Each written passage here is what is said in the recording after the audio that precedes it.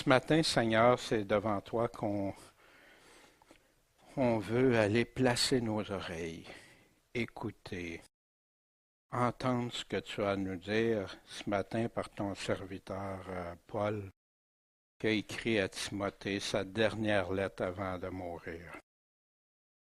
Seigneur, Paul réitère les choses essentielles, comme le testament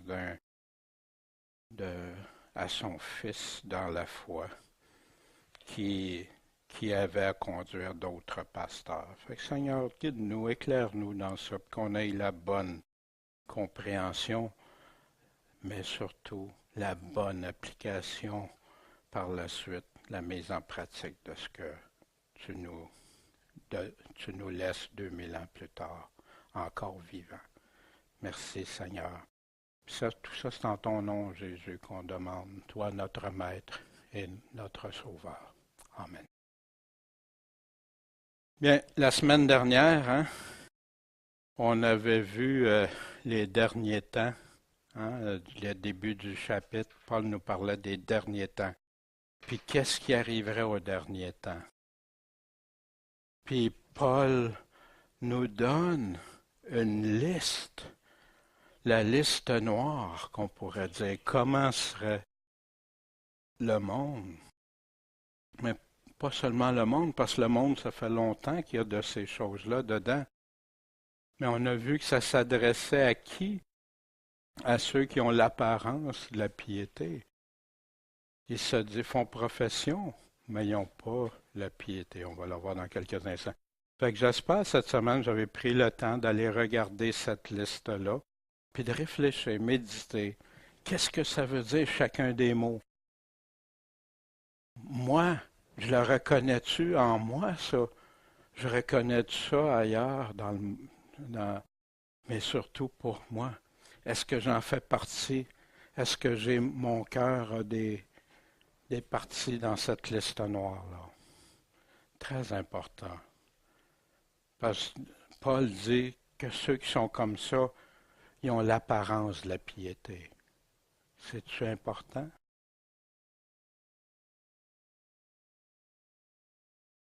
Et il poursuit. Il avait dit ayant l'apparence de la piété, mais en reniant la force. On a vu la force de l'Évangile, la force de la parole de Dieu, la puissance de Dieu, la parole de Dieu. Puis qui est même la parole de Dieu? C'est Christ lui-même, le Fils bien-aimé qui parle. C'est mon Fils bien-aimé, écoutez-le. Éloigne-toi donc de tels gens. L'unité, mais l'unité, il y a l'unité et la séparation. La Bible, le Nouveau Testament est rempli de ça. Mais les gens veulent voir juste un côté, sans regarder l'ensemble. Or, d'entre ceux-ci, ceux qui font partie de la liste noire, puis qui ont l'apparence de la piété, mais qui ont renié la force, d'entre ceux-ci, il y en a qui vont se glisser dans les maisons. Comment on peut se glisser dans les maisons? Comment on peut entrer dans les maisons? Autrefois, c'était juste avec du porte-à-porte, ou en frappant à la porte. Aujourd'hui, il y a plein de moyens. Il y en a que c'est la radio, la télé, l'Internet, les Facebook et compagnie, tout ça. Les gens ne réalisent pas. Puis qu'est-ce qu'ils font? Ils tiennent captives les femmes chargées de péché.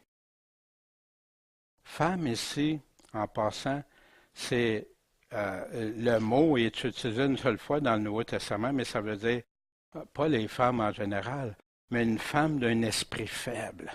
Tu sais, comme il y en a qui mettaient même dans les anciennes Bibles des femmelettes qu'on appelait, tu sais, qui a vraiment pas de.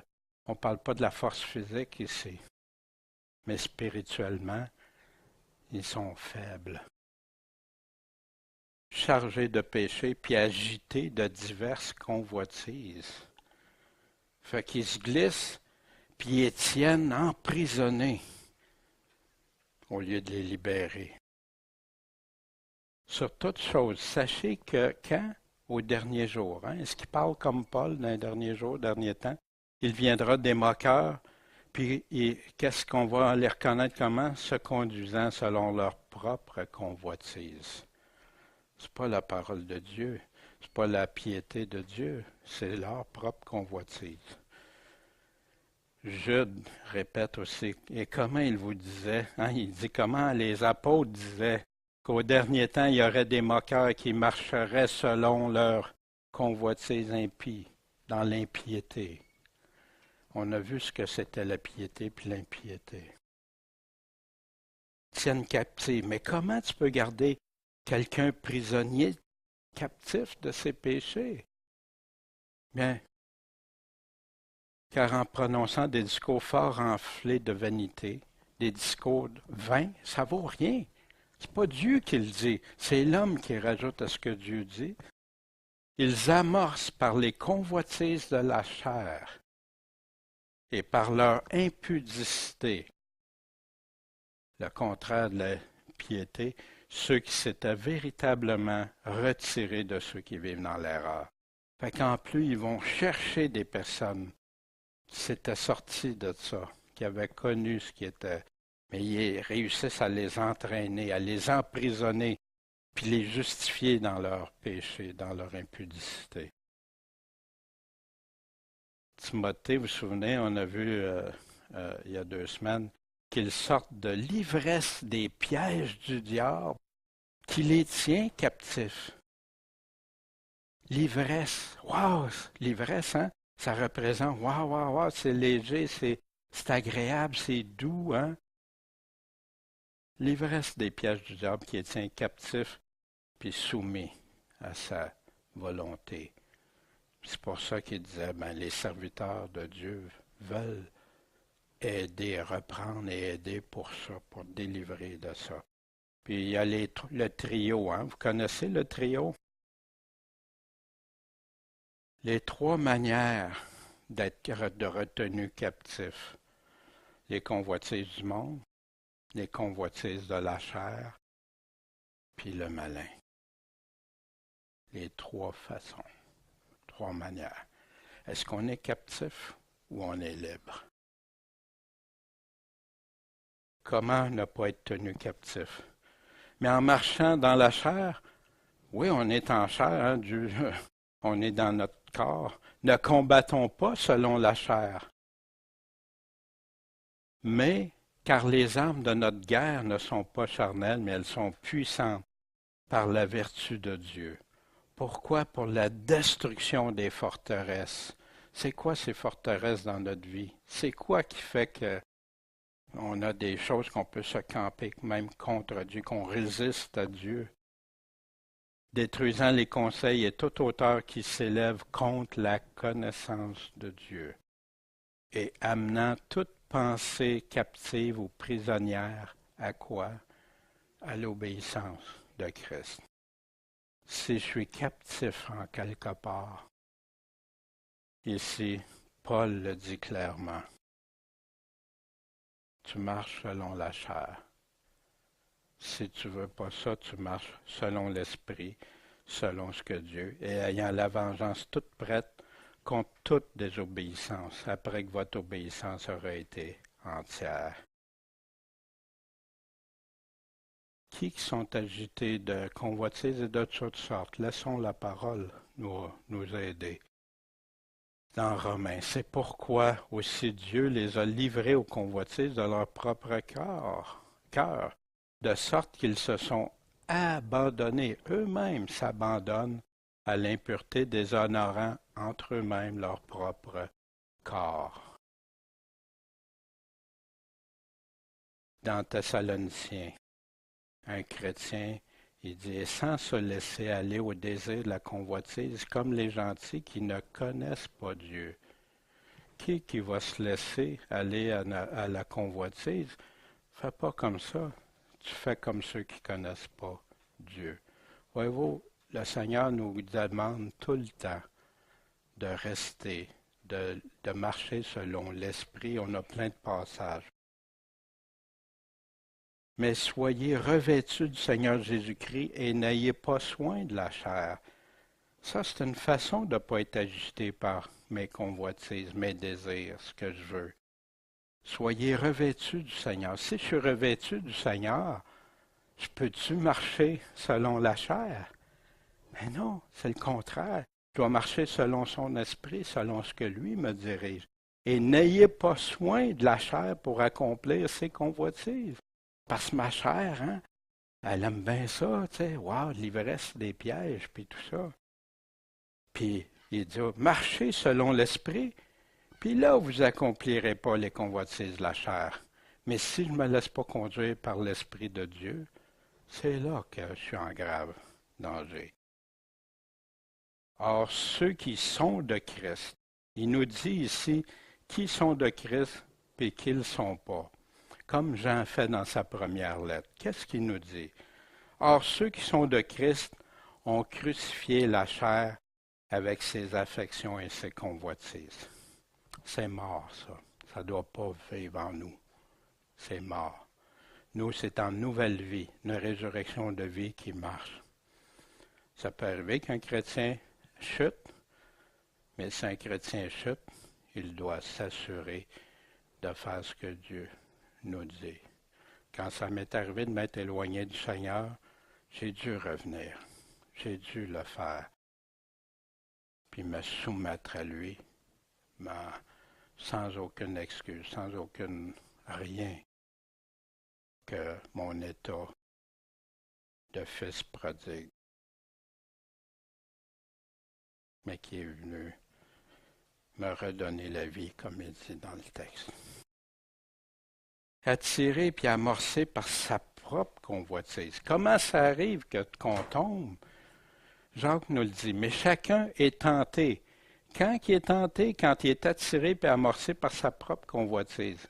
Oui, c'est ça que Paul est en train de dire à Timothée. Il est en train de donner la liste, puis ceux qui vont séduire les personnes pour les amener, ou qui vont amorcer, amorcer comment? Par la convoitise des autres, par la convoitise du malin, ici ou ça? Non, par ta propre convoitise. Puis, quand cette convoitise-là a conçu dans ton cœur, ton esprit, qu'est-ce qu'elle fait? Elle enfante quoi?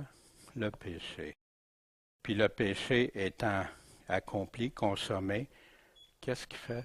Produit la mort. Wow!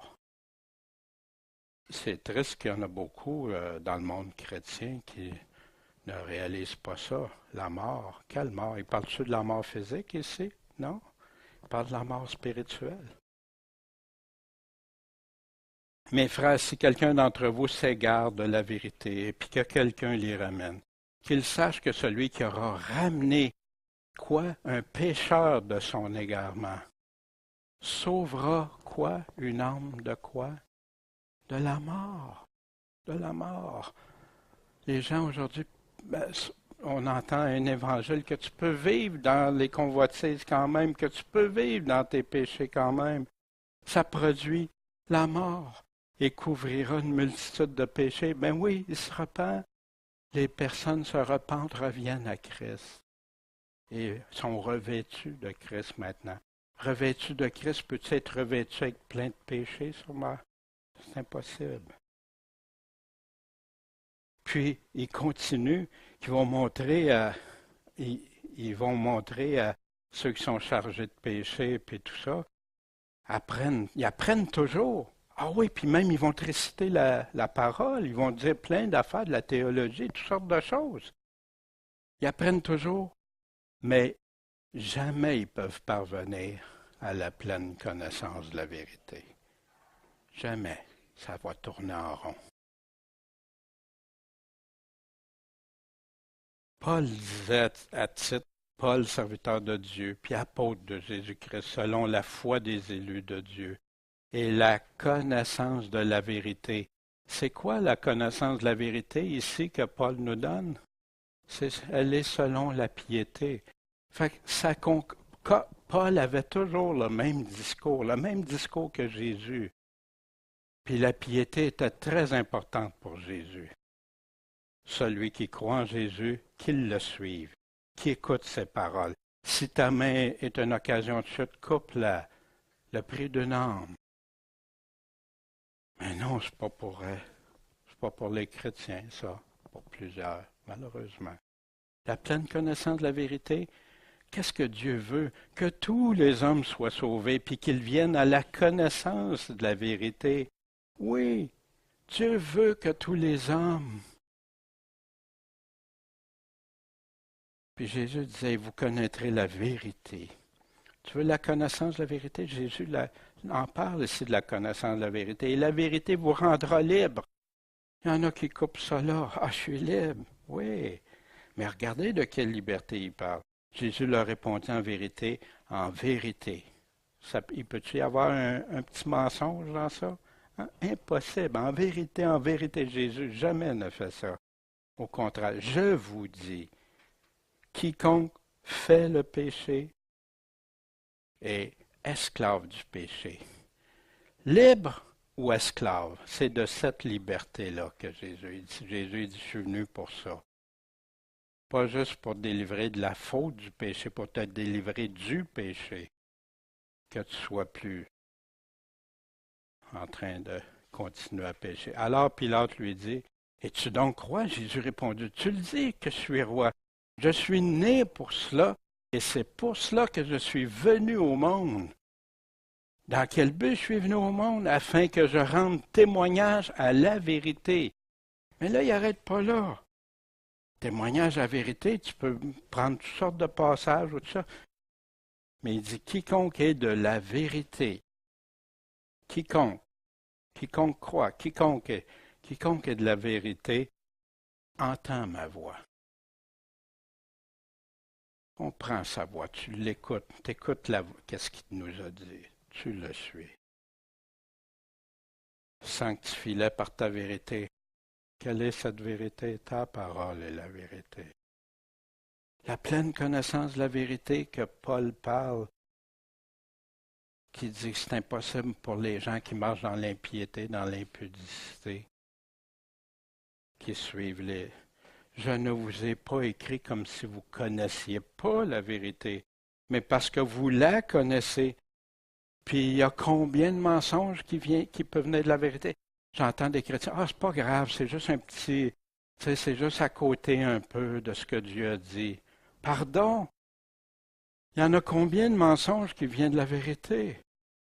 Aucun, on ne peut pas. Celui qui dit, je l'ai connu, puis qui ne garde pas ses commandements. Pourquoi Jean dit ça? Parce que Jésus a dit que tu es mon ami si tu obéis à mes commandements. Allez enseigner-leur tout ce que je vous ai commandé, mes commandements. C'est ça l'Évangile. Il y en a qui essaient de réduire ça. Ils vont tout réduire ils vont prendre le sommaire d'aimer Dieu de tout son cœur, toute son âme, puis son prochain comme son âme. Mais c'est le sommaire de tous les commandements que Jésus nous a donnés. Vous pensez qu'il n'y en a pas? Lisez le Nouveau Testament. Et vous allez voir tous les commandements que Jésus nous a laissés. Celui, c'est mon Fils bien-aimé. Écoutez-le. Quelqu'un qui ne garde pas ses commandements, Jésus nous dit qu'il n'est pas son ami. Tu peux-tu être en relation, peux-tu être revêtu de Christ? Il est menteur et il n'y a pas de vérité en lui. Hey, l'apôtre Jean, l'apôtre de l'amour. Les gens vont découper des versets dans sa lettre, mais ils n'iront pas voir tout l'ensemble de sa lettre. Jean nous dit c'est quoi la différence, le vrai chrétien et le faux chrétien dans sa lettre.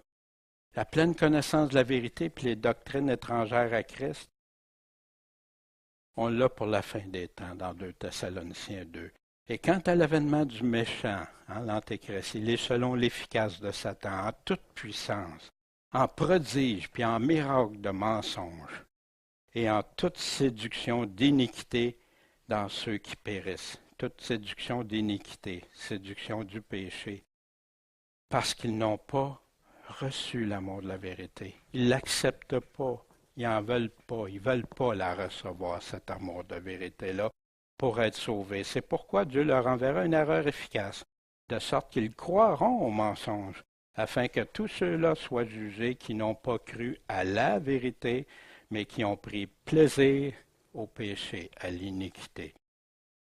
Ben oui, c'est bien plus facile de dire t'es sauvé, puis t'as pas à suivre ce que Jésus dit. Vis dans le péché, t'es sauvé pareil.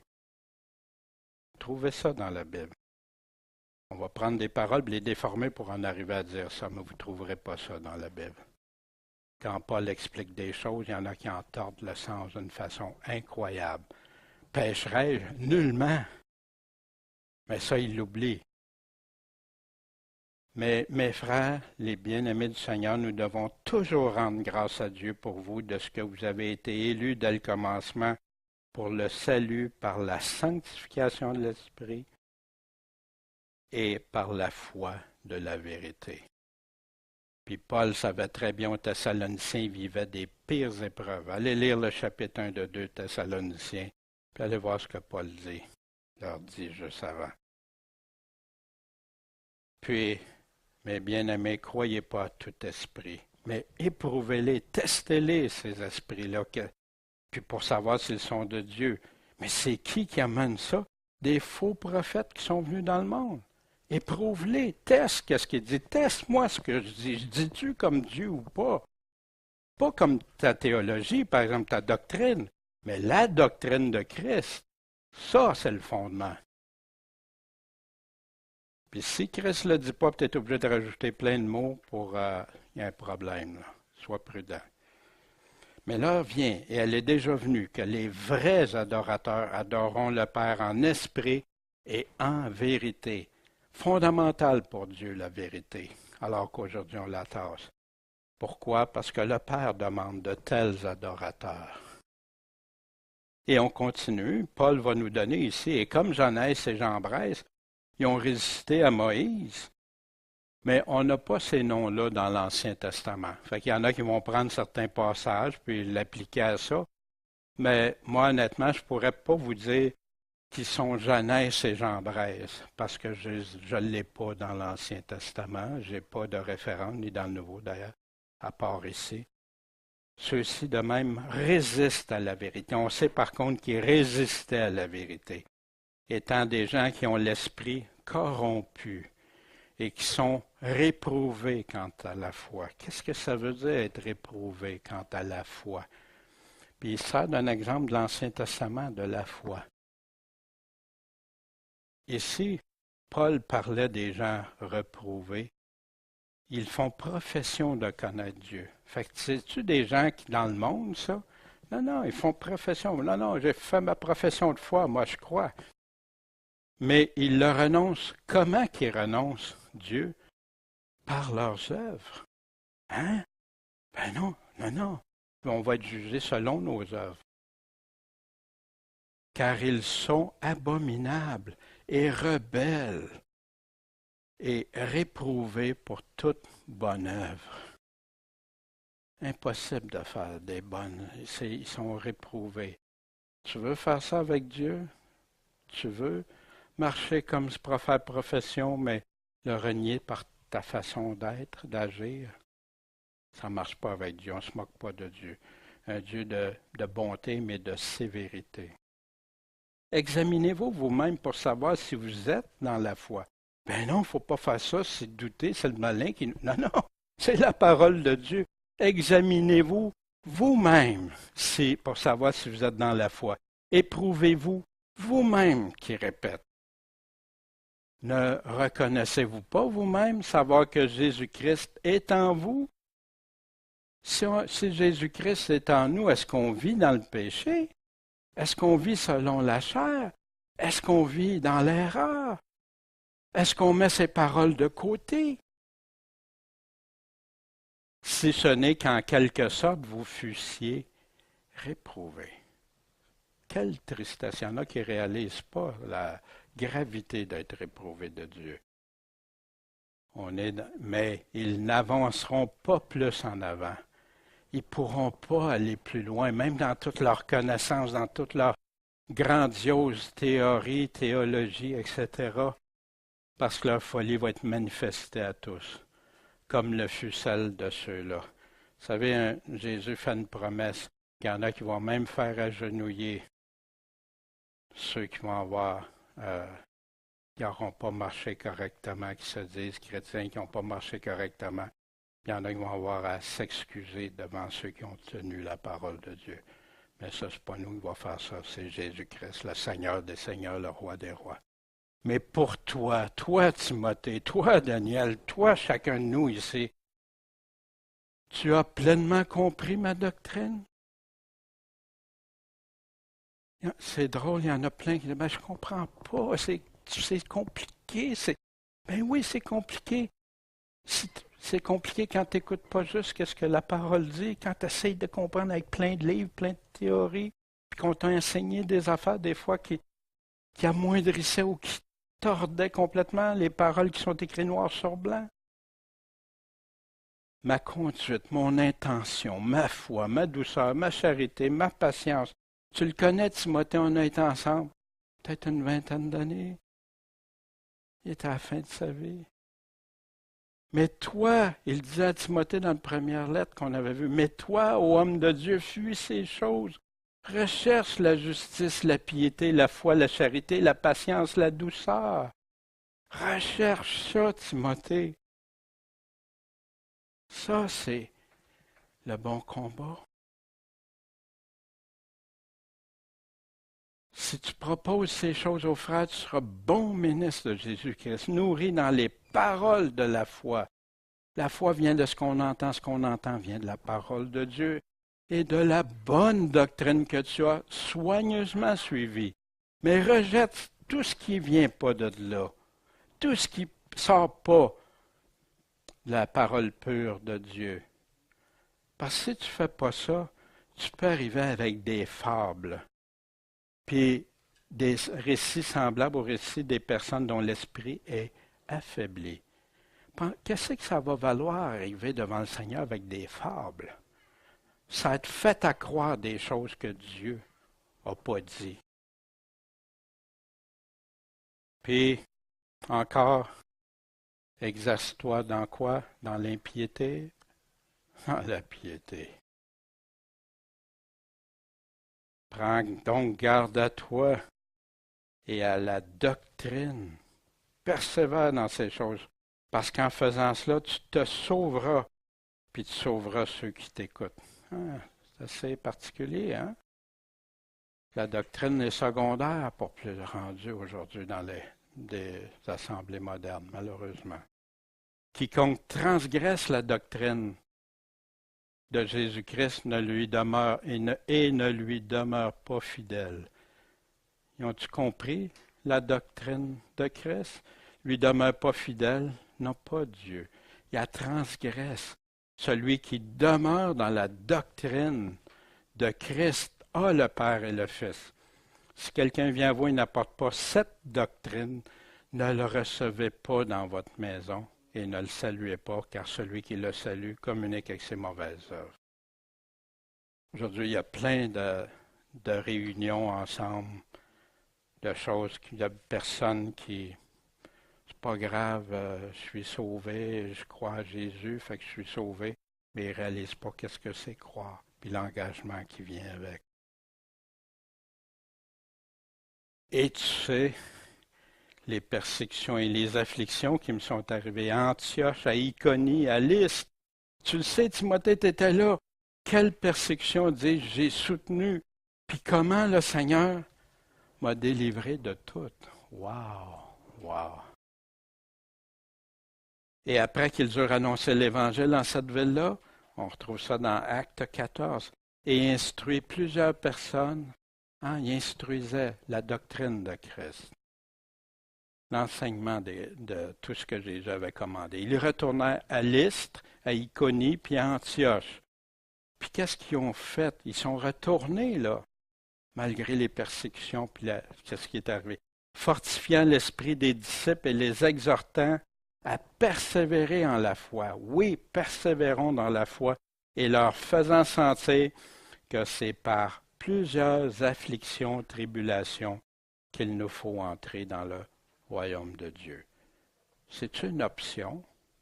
La chrétienté moderne a enlevé beaucoup, sauf pour nos frères chrétiens qui sont en train d'en vivre. Puis ils connaissent c'est quoi le coût, l'engagement de l'Évangile, d'aimer le Seigneur. Or, tous ceux qui veulent vivre selon la piété en Jésus-Christ vont être acclamés. Les autres vont dire « Wow, wow! Les autres, les chrétiens, pas juste le monde, des chrétiens souffriront persécution. Ça a commencé très simplement. Ah, légaliste. T'es légaliste parce que t'aimes trop ce que Dieu dit. Ah oui. Légaliste, c'est retourner sur la loi de l'Ancien Testament selon la Bible. Selon les hommes, ça peut vouloir dire d'autres choses. T'as peut-être pas la bonne façon de le présenter ou de le dire, mais on est sous la loi de Christ, que Paul dit très bien. Sous la loi de la piété, sous la loi de l'obéissance à Christ. Moi, Jean, qui suis aussi votre frère, qui participe à l'affliction et au règne et à la patience, la persévérance de Jésus-Christ, j'étais dans l'île appelée Patmos. Pourquoi qui était là, qui souffrait pour la parole de Dieu puis pour le témoignage de Jésus-Christ, hein? Puis pensez à tout ce qui est arrivé aux apôtres, comment ils sont morts, puis pensez aux catacombes, pensez à l'Inquisition, pensez à ce qui se passe aujourd'hui. Je vous ai dit ces choses afin que vous ayez la paix en moi, mais pas la paix comme le monde. Voyez-vous? Vous aurez de l'angoisse, vous aurez des tribulations, de l'anxiété au monde, mais vous ayez bon courage. Pourquoi? Parce que j'ai vaincu le monde. Tu crois-tu, Jésus-Christ? Tu crois-tu quand il dit ça? Oui, il va arriver toutes sortes de choses aux chrétiens. Tous ceux qui veulent rester corrects, fidèles à Jésus. Puis ici, et nous avons envoyé Timothée, notre frère, ministre de Dieu, pour vous affermir. Hein? Il disait ça, une église qui est un exemple, un modèle pour toute la Macédoine, afin que nul soit troublé dans ses afflictions, puisque vous le savez vous-même que nous sommes destinés à cela, à souffrir. Car quand nous étions avec vous, nous vous prédisions que nous aurions à souffrir des afflictions. Mais quel genre d'évangile que Paul prêchait, coudon! Il est déconnecté de notre réalité d'aujourd'hui, Paul. Il y a un évangile différent du nôtre. Ou si c'est nous qui avons un évangile différent de celui que Paul prêchait. Puis il a été là 3 semaines, pendant trois sabbats à Thessalonique. Puis après, il les a réécrits. Il savait tout ça. Il leur avait parlé du retour, l'avènement, il leur a parlé de l'Antéchrist en deux, etc. Comme cela est aussi arrivé, vous le savez. Puis là, il était inquiet, puis a envoyé Timothée parce qu'il avait peur que leur travail soit rendu vain, inutile, parce qu'il aurait abandonné la foi. Voyez-vous? C'est une chose agréable à Dieu si quelqu'un, à cause de la conscience qu'il a envers Dieu, pas pour moi, à cause de la conscience envers Dieu, endure des afflictions souffrant injustement. Ben oui, injustement, parce que si on souffre, quel honneur et vous si en recevant des soufflets pour avoir mal fait, parce que j'ai mal agi, tu l'endures. Ça vaut quoi devant Dieu? Paye ce que tu as fait. Tu payes des conséquences de ce que tu as fait, mais quelle valeur que ça a envers Dieu? C'est toi qui as mal agi, c'est pas Dieu, c'est toi. Vous le souffrez patiemment. Mais si, en faisant le bien, vous êtes pourtant affligé et que vous le souffrez patiemment, voilà où Dieu prend plaisir. Voyez-vous la différence? Aujourd'hui, tu entends ça, ça va mal, si, ça, puis j'ai bien de la souffrance à cause de ça, à cause de ça. Mais c'est à cause de mes actions. Je me suis mis dans une situation, je me suis laissé conduire dans des choses. On parlait comme Moïse, David, plein, c'est rempli. Mais ils ont payé la conséquence de ça. Dieu leur a laissé. Puis heureusement, il ne nous les laisse pas toutes des fois parce moi, en tout cas, dans mon cas, je n'existerais plus, je crois. Ou je serais très... Bienheureux sont ceux qui sont persécutés pour la justice, qui vivent justement. Car le royaume des cieux est pour eux autres. C'est à eux autres. Vous serez bienheureux quand on vous aura injurié et persécuté. Puis quand, à cause de moi, on aura dit faussement contre vous toutes sortes de mal. Mais s'ils le disent parce que c'est vrai, ben là, c'est pas la même affaire. Réjouissez-vous et tressaillez de joie parce que votre récompense est grande dans les cieux. Parce que c'est comme ça qu'on a persécuté les prophètes qui ont été avant vous. Les prophètes marchaient d'une façon intègre devant Dieu. Puis même quand on pense à Moïse, Moïse a marché d'une façon intègre, mais il a fait un pas à part, puis il a eu à subir des... Car c'est une chose agréable à Dieu si quelqu'un... on a vu, hein? Mais regardez ici la suite.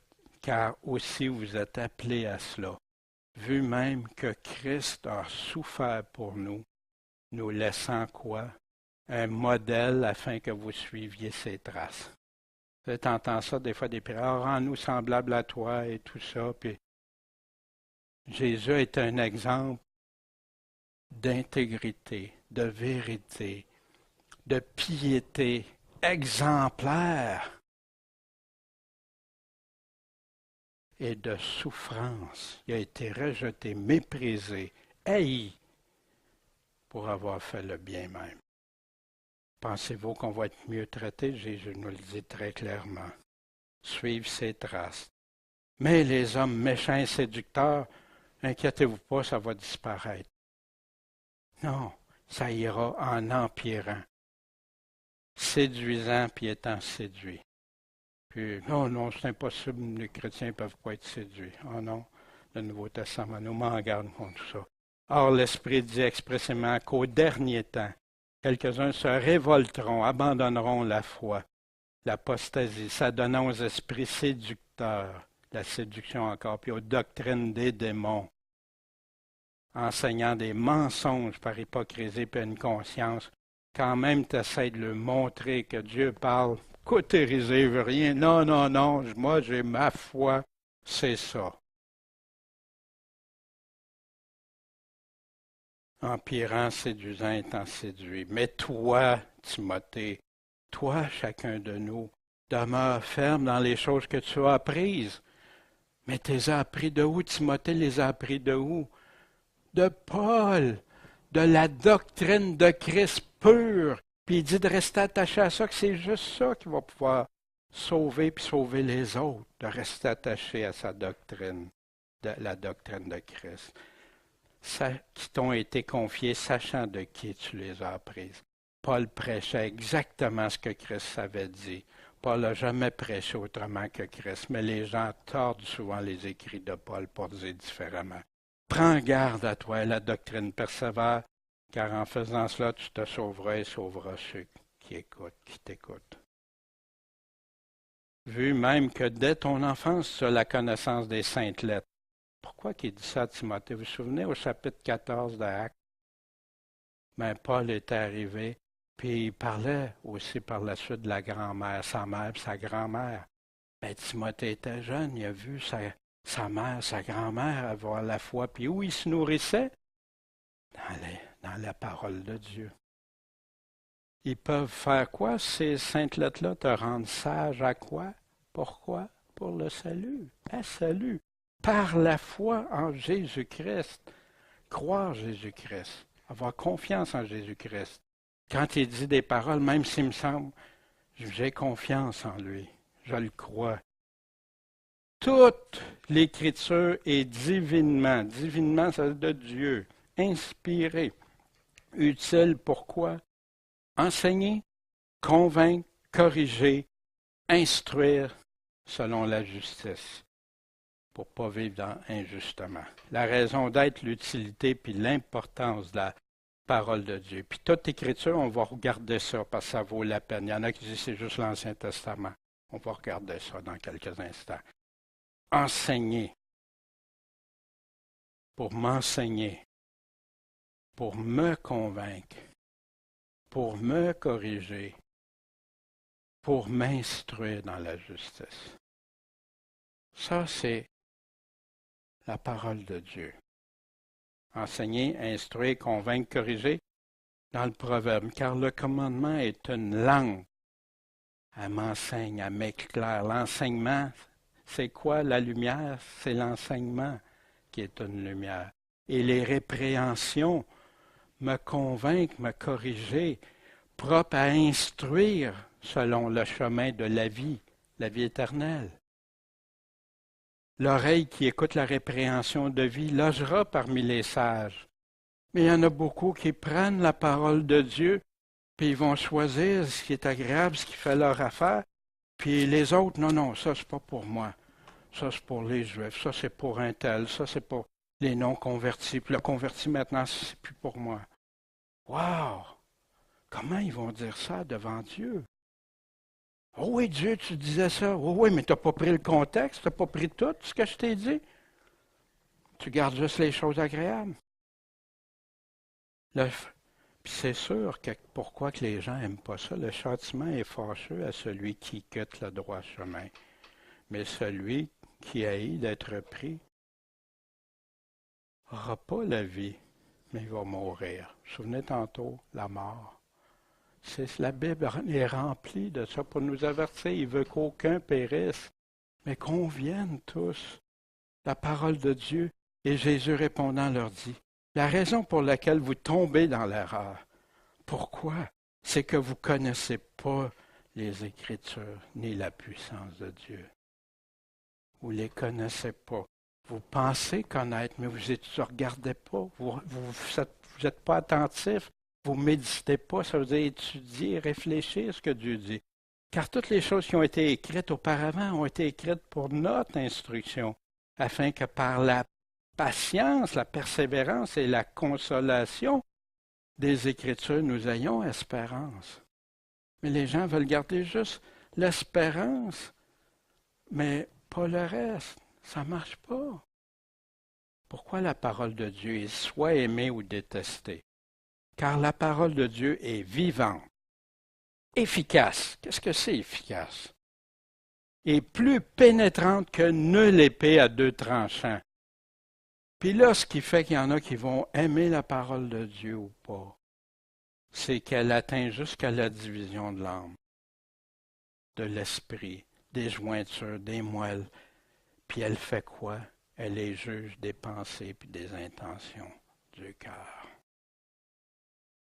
C'est là qu'il y a des chrétiens, des fois, qui vont la rejeter après tant d'années. Il y a quelque chose qui ne fait pas leur affaire. Non. J'ai été jusque-là, ça c'est correct, mais là, demande-moi-en pas plus. C'est tout ça que la parole nous enseigne. Quelle tristesse. Voici la parole de Dieu. La loi de l'Éternel est comment? Parfaite pour nous instruire parfaitement. Restaurant l'âme. La restaurer, notre âme. Quand on lit la parole de Dieu, elle me restaure. Ça veut-tu dire que parce que je lis tout est de suite, waouh, non. Des fois, ça me fait mal. Des fois, il faut que je regarde en profondeur. Le témoignage de l'Éternel, c'est quoi le témoignage de l'Éternel? C'est sa parole. Est assuré, c'est certain, ça tu peux appuyer ton éternité sur ça à 100%. Donnant la sagesse aux simples. Moi, je ne comprends pas. Ben, demande à Dieu. Demande-lui. Arrête de lire tout, puis plein d'affaires, puis d'écouter à droite puis à gauche, puis demande-lui. Lis. Étudie ce qu'il t'a dit. Les commandements de l'Éternel sont droits. Ils réjouissent le cœur, sauf pour ceux qui sont rebelles. Là, ça fait l'effet contraire. Le commandement de l'Éternel est pur. Ouais, mais Dieu dit ça, mais écoute, là, tu sais, il est pur. Pourquoi tu vas aller le contaminer? Et fait que les yeux voient. Mais si tu résistes à ça, tu ne verras pas. C'est ça qu'il nous disait tantôt. Qu'ils apprennent toujours, mais ils ne parviendront jamais à la connaissance de la vérité. La crainte de l'Éternel, c'est quoi? C'est pur, permanente à perpétuité. Servez-le, travaillez à votre salut avec crainte et tremblement. Les jugements de l'Éternel ne sont que vérité. Tu ne trouveras pas une erreur. Et il se trouve pareillement juste. C'est Dieu qui connaît la justice. C'est lui qui rétablit. Ils sont plus désirables que l'or, même que beaucoup d'or fin, et plus doux que le miel, même que ce qu'ils distillent des rayons de miel. C'est bon, des rayons de miel. Aussi ton serviteur est rendu éclairé par eux, puis il y a un grand salaire à les observer. Jésus nous dit que quand on obéit à ses commandements, il nous promet la vie éternelle aussi parce qu'on l'aime, on le suit, on écoute sa voix, on marche avec lui. Si tu aimes la parole de Dieu, combien j'aime ta loi. Comment on peut dire des personnes qui aiment trop la Bible, qui sont des fanatiques, des ci, des ça, des légalistes. C'est donc ce que je m'entretiens tout le jour. Pas juste une fois par semaine d'écouter quelqu'un ou de lire. Tu m'as rendu plus sage par tes commandements que ne sont mes ennemis.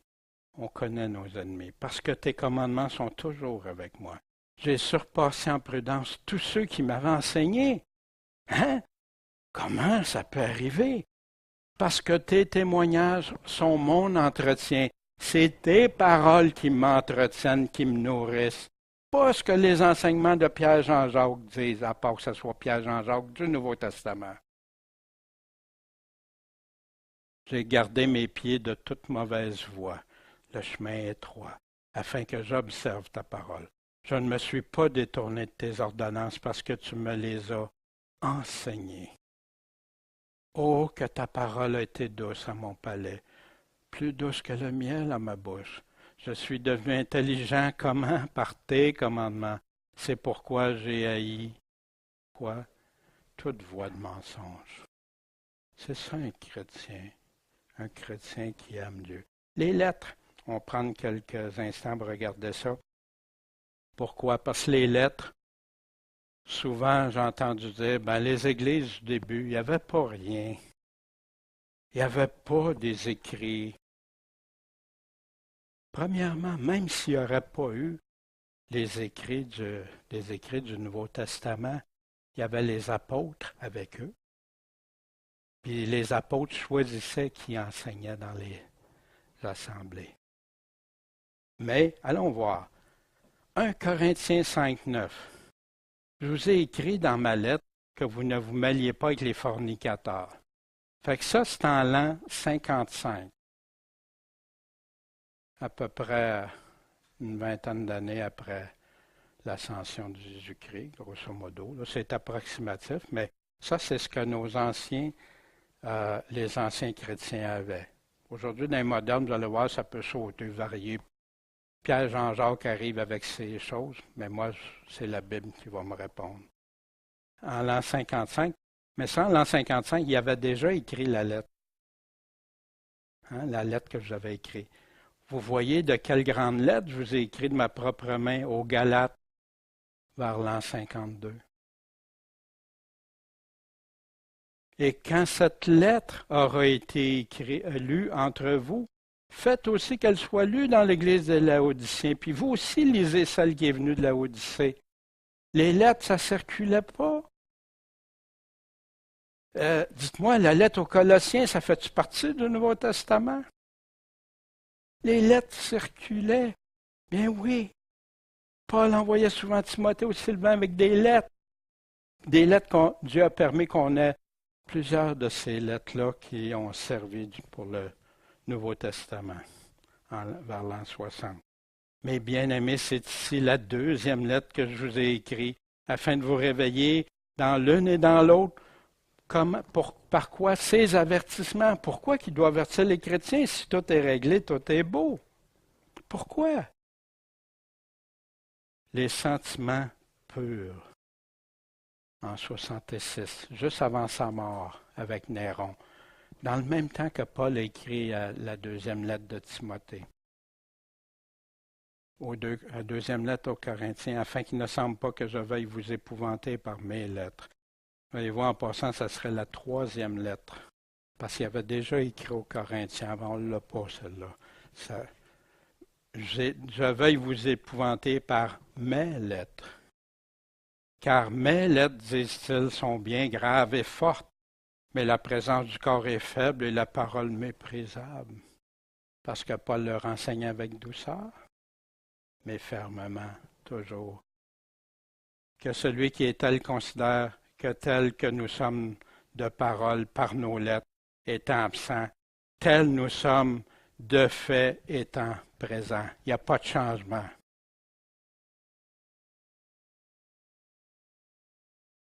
Pierre nous parle ainsi que Paul dans toutes ses lettres. Il parle de ces points, dans lesquels il y en a des choses difficiles à entendre, à comprendre. Puis, qui va les tordre? Les ignorants, ceux qui ne connaissent pas tout le Nouveau Testament, qui ne connaissent pas l'ensemble. Puis, les mal assurés ne sont pas fermes dans la connaissance des Écritures. C'est superficiel, des bouts ici, des bouts là. Non, mal assuré. Tu n'es pas assuré dans la parole de Dieu, seulement tu es assuré avec tout ton bagage, tes affaires. Tord, comme il tord aussi les autres Écritures. Mais ce n'est pas tellement grave, ils vont être sauvés pareil. Où est-ce qu'il nous dit? À leur propre perdition. Matthieu, ce que nos anciens chrétiens avant avaient, à baser sur ce qui a été écrit par ceux qui ont connu les apôtres des écrits, Matthieu aurait été écrit 8 ans après l'ascension de Jésus. Marc, une dizaine d'années après son ascension. Luc, une vingtaine d'années après l'ascension.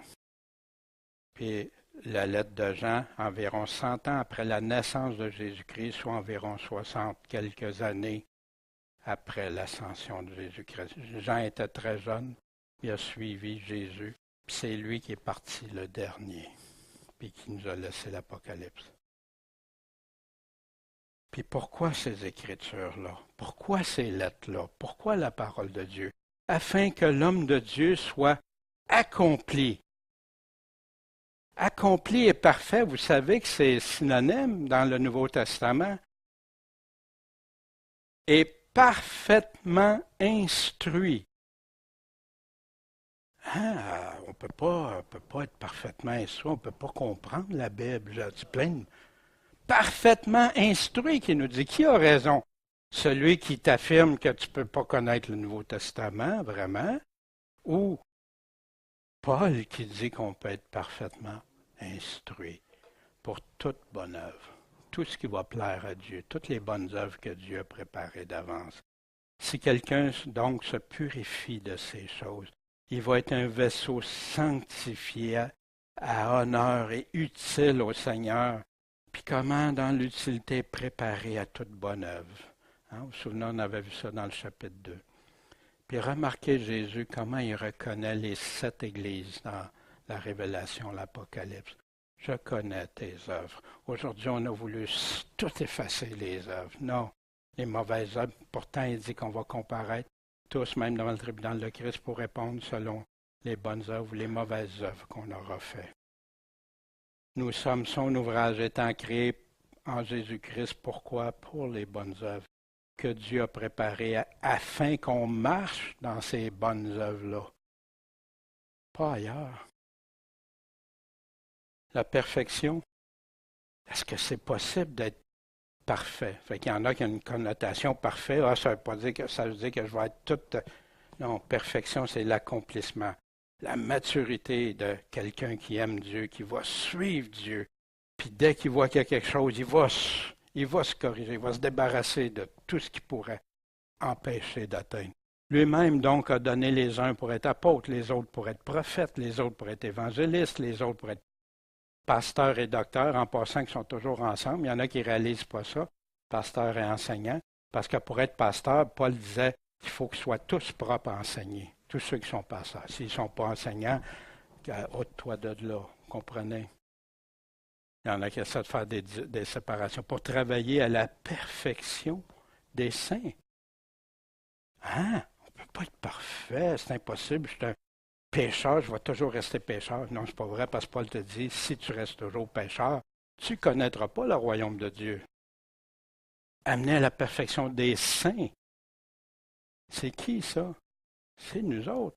Pour l'œuvre du ministère, pour l'édification du corps de Christ, jusqu'à ce que nous nous rencontrions tous dans l'unité de la foi. Mais quelle foi? Celle qui vient de la parole de Dieu, pas de nos opinions, nos théologies, nos doctrines dénominationnelles, puis tout ça, à moins qu'elle soit à 100% celle de Dieu, et de la connaissance du Fils de Dieu. Mais c'est des chrétiens, puis ils ne connaissent pas le Fils de Dieu. Non! En marchant De plus en plus, c'est là que tu vas connaître vraiment Jésus-Christ. Puis Jésus-Christ, qu'est-ce qu'il te dit? Puis tu vas le connaître, puis tu vas enlever les voiles, plus que tu vas l'obéir, plus que tu vas aimer le suivre, dans l'état d'un homme parfait. Mais voyons, Paul, qu'est-ce que tu dis là? Impossible, personne ne peut être parfait. Qu'est-ce que Paul dit? Où est ma foi? Voyez-vous, on enseigne plus souvent à faire des mitaines, excusez le terme, des femmes sans force, comme on avait vu tantôt, des gens qui sont vulnérables à toutes sortes de choses. Au lieu de dire non, on est là parce qu'on aime Christ. Prends ta croix, suis-moi. Si tu n'es pas prêt à perdre ta vie, tu ne peux pas être mon disciple. Dans la mesure de la parfaite stature de Christ. Oh, c'est impossible. Non, c'est possible que Paul nous dit. C'est ça qu'on vise, c'est le combat, il est là aussi. Afin que nous soyons plus des enfants flottants, emportés, ça et là, à tout vent de doctrine, tout vent de théologie, par la tromperie des hommes et par leur ruse à séduire artificieusement. Mais ils servent des paroles de Dieu, mais afin que, suivant la vérité avec la charité, il y a des sectes qui ne comprennent pas ça. Ils veulent suivre la vérité, mais pas avec la vérité, avec la charité. Puis il y en a qui veulent suivre la charité, mais sans la vérité. Non, c'est ensemble. Mais nous croissions en toutes choses en celui qui est le chef, c'est-à-dire Christ. Perfection impossible. Et par ceci, nous savons que nous l'avons connu, savoir si nous gardons ses commandements. Celui qui dit que je l'ai connu, qui ne garde pas ses commandements, il est menteur. Aucun menteur ne se fera partie du royaume des cieux, que Jésus lui-même dit. Il n'y a point de vérité en lui. Mais pour celui qui garde sa parole, l'amour de Dieu, il aime Jésus-Christ, il l'aime, c'est ça, si vous m'aimez, gardez mes commandements, est vraiment accompli en lui. Et c'est par cela que nous savons que nous sommes en lui. Celui qui dit qu'il demeure en lui, tu vas être accompli, doit vivre comme Jésus-Christ lui-même. Puis Jésus nous donne tout pour le faire. Mais il veut qu'on ait un cœur, pas un cœur double, un cœur total, dédié à lui. Comme les apôtres le prêchaient, comme Paul le prêchait. Aujourd'hui, parce qu'on voit qu'il parle de la foi, on pense que c'est la foi d'aujourd'hui. Moi, je ne retrouve pas souvent la foi de l'Évangile quand je regarde aujourd'hui, malheureusement. Les réflexions. Es-tu captif ou libre? Captif de quoi? De qui?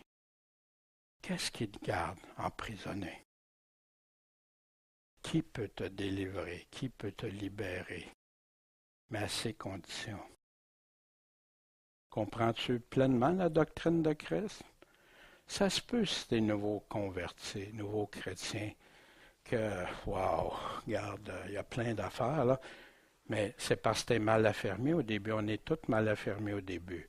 On commence, puis on chemine. Mais si je vais me nourrir, que toutes les autres m'expliquent ce que ça veut dire, au lieu de laisser Jésus me le dire, clairement, puis d'avoir foi en Jésus-Christ, d'avoir confiance en ses paroles, ben je peux me laisser séduire puis égarer. Puis après, ça devient du chinois. Pourquoi? Il a l'air de se contredire, Jésus. Non, il ne se contredit pas. Mais tu as un enseignement qui vient te porter à penser qui se contredit. Es-tu prêt à être persécuté pour vivre la piété de l'Évangile de Christ?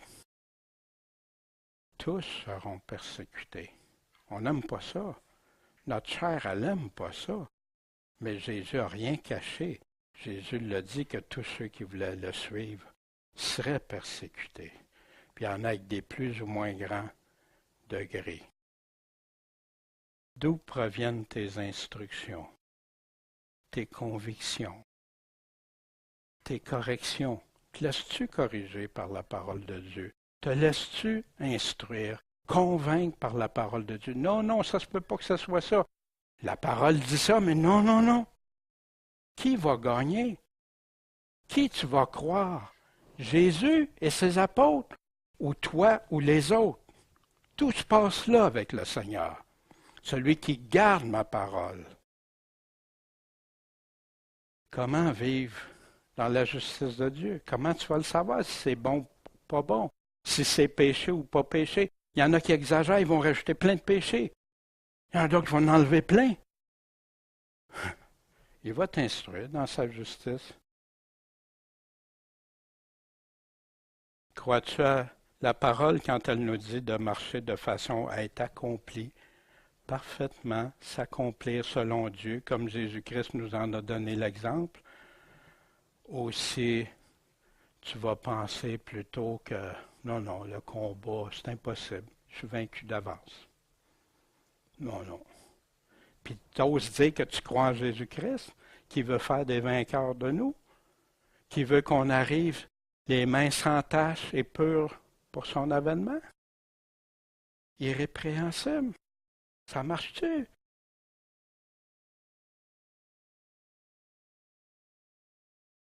Puis notre exemple, comme Jésus-Christ nous en a donné cet exemple-là, celui qui marche en lui doit se revêtir de lui, marcher à sa manière, pas selon la chair, selon son esprit.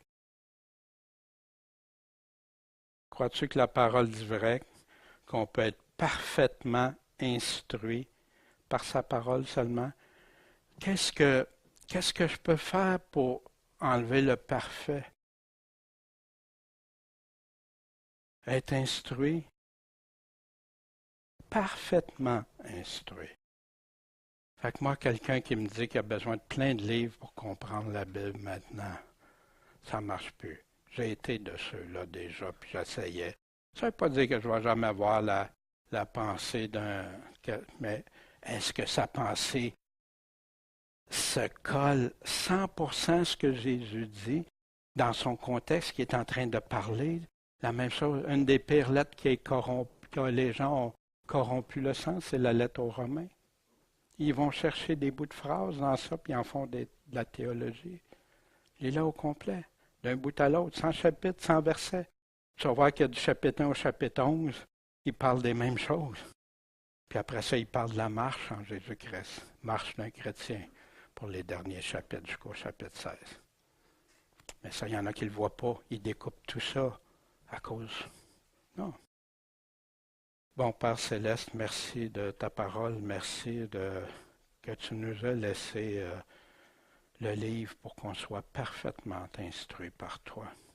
Puis Seigneur, je te prie pour ceux qui enseignent, pour les pasteurs, les conducteurs, que je sais qu'il y en a, Seigneur, j'en vois, qui se réveillent, qui disent non, c'est assez, ça se peut pas, ça se contredit, il y a plein de choses, puis qui reviennent à l'amour de ta vérité, Seigneur.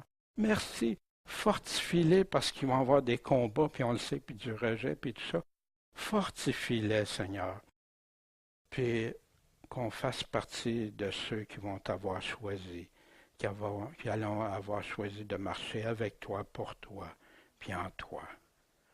Seigneur, on n'est pas là nécessairement pour se complaire, bien au contraire, ou se plaire, bien au contraire, mais pour te suivre, te glorifier, Seigneur. Fait qu'accompagne-nous, bénis mes frères et sœurs, bénis ceux qui écoutent, Seigneur, par Internet, DVD, fortifie-les, puis Seigneur, qu'ils ne soient pas d'accord avec moi, c'est une chose, mais qu'ils soient en accord avec toi, ce que tu nous dis. Puis ce matin, particulièrement par Paul, en ton saint nom, Jésus-Christ, Maître, notre Seigneur, puis par la suite, tu deviens notre Sauveur, Seigneur. Mais on ne peut pas sauter les étapes de se repentir, t'écouter, te suivre de tout notre cœur. En ton saint nom. Amen.